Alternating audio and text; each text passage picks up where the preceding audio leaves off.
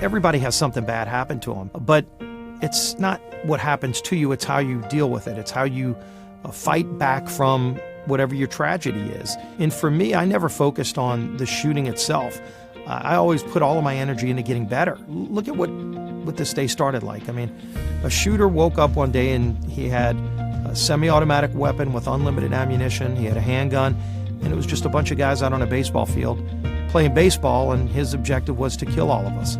And if you would have said at the end of that, everybody's alive but the shooter, I don't think there's anybody that would think that would be the likely outcome, and yet that did happen.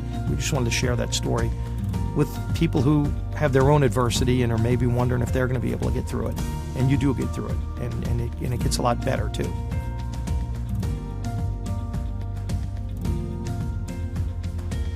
The morning of the shooting, it really started like any other day. I was going to practice for a charity baseball game that we play in Congress. Around 7 o'clock, a shot comes out, and didn't really know it's a gunshot. You're not thinking. Next thing you know, another shot, and that's when we knew it was gunfire, and then I was hit.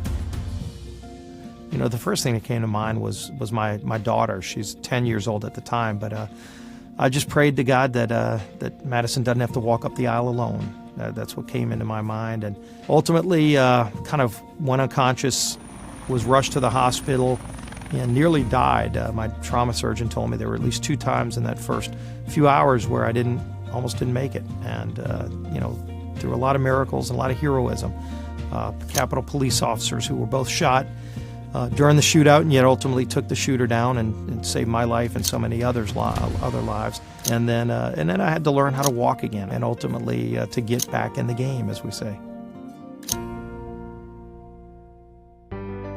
It's amazing how the human spirit can overcome so many things. I had so many different opportunities where it would have been easy just to give up. The secret to resilience is support and love from other people. You can only dig so deep within yourself, and to have the love and support from friends and strangers alike. Friends were praying for me. Strangers were praying for me. I would have people from back home coming and bring you well wishes. You know, it was just, that's kind of stuff just pumps you up.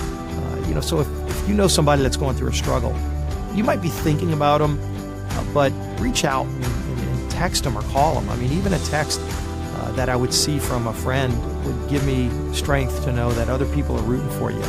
You can't get through this life on your own. You need friends, you need people you can trust. In Congress, it's become more partisan, and people see the bickering, and I saw just genuine friendship and love from people that I serve in Congress with, from different walks of life. But ultimately, having other people there along with you in that journey makes it so much better to overcome whatever you're dealing with.